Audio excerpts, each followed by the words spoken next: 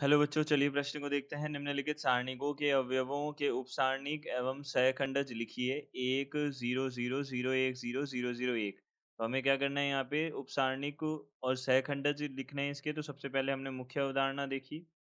तो मुख्य अवधारणा क्या होगी यहाँ पे, यह देख लेते हैं। तो मुख्य अवधारणा के अनुसार यहाँ से हम बोल सकते हैं, सबसे पहले हमारे पास में अगर कोई भी सारणिक है उसके हमको उपसारणिक ज्ञात करने। तो उपसारणिक क्या होते हैं, देखिए। उपसारणिक, अवयवों के उपसारणिक। तो उपसारणिक देखिए, किसी भी अवयव, किसी भी सारणिक के अवयव, किसी भी सारणिक के अवयव का उपसारणिक, अवयव का उपसारणिक ज्ञात करने के लिए, ज्ञात करने के लिए, करने के लिए उसके संगत पंक्ति या स्तंभ, पंक्ति व स्तंभ, पंक्ति व स्तंभ को, पंक्ति व स्तंभ को हटाया जाता है, हटाया जाता है तथा हटाने पर बने, हटाने पर बने सारणी का मान ही, सारणिक का मान ही, सारणिक का मान ही उपसारणिक कहलाता है। उपसारणिक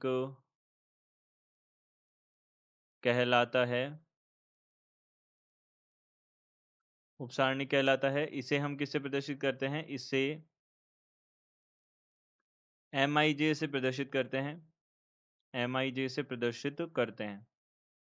यह हो जाएगा। अब देखिए, यहाँ पे सहखंडज जो है उसे हम AIJ से प्रदर्शित करते हैं, जिसका मान होता है -1 की घात I+J, और यहाँ पे MIJ होता है। तो इसका हम यहाँ पे उपयोग करेंगे। तो देखिए, हमारे पास जो सारणिक है, वह सारणिक जो है वह क्या है, इकाई सारणिक है। इकाई देखिए, यहाँ पे कितना है, 1 0 0 0 1 0 और 0 0 1 है। यह है हमारे पास। तो हम सबसे पहले इसके उपसारणिक देख लेते हैं। तो उपसारणिक हमने देखे, तो उपसारणिक क्या बनेंगे, उपसारणिक। तो देखिए, उपसारणिक हमारे पास क्या बनेंगे, सबसे पहले यहाँ पे हम M11 देख लेते हैं। M11 यानी कि एक एक स्थिति पर, एक एक स्थिति यह वाली होती है। इससे हमने इसके संगत पंक्ति और स्तंभ को हटाया, तो हमारे पास 1 0 0 1 बनेगा।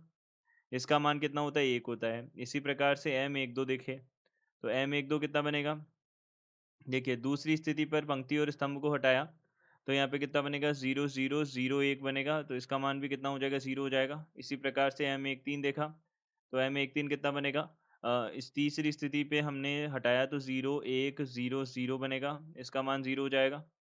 यहाँ से हमने देखा M21 देखा, तो M21 कितना हो जाएगा, देखिए M21 मतलब दूसरी और पहला, दूसरा स्तंभ, दूसरी पंक्ति और पहला स्तंभ वाला अवयव देखा। तो यहाँ पे कितना बनेगा, एक, देखिए इनको हटाया तो 0 0 0 1, तो यहाँ पे 0 आ जाएगा। अब M22 देखा, तो M22 पे देखा, तो यहाँ पे क्या हो जाएगा, ये वाला हट जाएगा।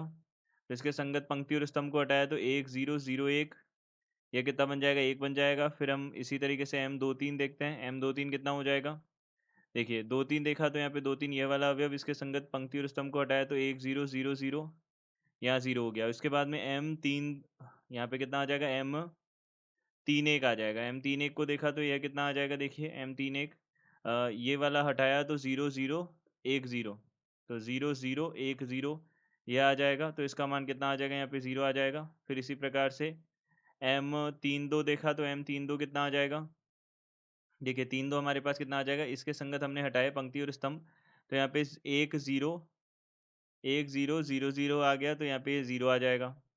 और M33 देखा, तो M33 देखा, तो ये कितना आ जाएगा, 1 0 0 1 आ जाएगा, तो यहाँ पे 1 आ जाएगा। ये बन जाएगा हमारे पास। M आ गए सारे के सारे, सारणिक सारे के सारे आ गए। अब हम क्या करेंगे, उपसारणिक तो सारे के सारे आ गए। अब हम क्या करेंगे, यहाँ से सहखंड ज्ञात करेंगे। तो सहखंड क्या होंगे, सहखंडज, सहखंड होंगे हमारे पास M11, A11 हो जाएगा, तो -1 की घात 1+1, और यहाँ पे M11 आएगा। M11 का मान कितना है, हमारे पास में 1 है, तो यह भी कितना आ जाएगा, 1 आ जाएगा। तो यहाँ पे A12 -1 की घात 1+2, यहाँ पे M12 देखा, M12 कितना हो रहा है, 0 हो रहा है, तो यहाँ पे 0 आ जाएगा। ए 1 3 देखा, 1 3 कितना हो जाएगा -1 की घात 1 + 3 m 1 3 बन जाएगा, यह भी 0 आएगा। ए 2 1 देखा, ए 2 1 कितना हो जाएगा -1 की घात, यहाँ से 2 + 1 और m 2 1 आ जाएगा, यह भी 0 आ जाएगा।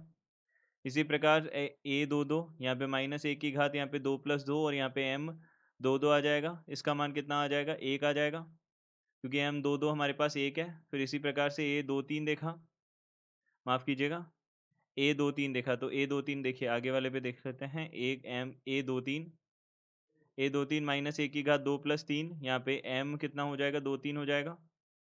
तो देखिए यहाँ से m 2 3 कितना है?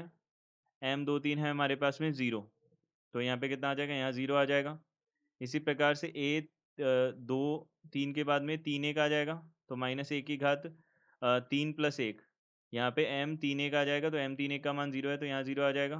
m 3 2 का मान -1 की घात 3 + 2, m 3 2, ए 3 2 की बात कर रहे हैं, यहाँ पे यह कितना आ जाएगा? यह भी 0 आ जाएगा। और ए 3 3 कितना आ जाएगा? -1 की घात, यहाँ पे 3 + 3, m 3 3, यह किसके बराबर आ जाएगा? देखिए, यह हमारे पास में 1 के बराबर आ जाएगा। तो यह बन जाएँगे हमारे पास सारे के सारे सारणिक और अवयव, उपसारणिक और हम बोल सकते हैं यहाँ पे सहखंडज। तो यह हमारे पास में सारे के सारे अवयवों के संगत जो उपसारणिक और सहखंडज है, ये तो सहखंड हो गए। यह हमारे पास में क्या आ गए? उपसारणिक आ गए। यह हमारे पास क्या आ गए? उपसारणिक आ गए। तो हम बोल सकते हैं दिए गए प्रश्न का उत्तर यह है। आशा करते हैं आपको समझ आया होगा। धन्यवाद।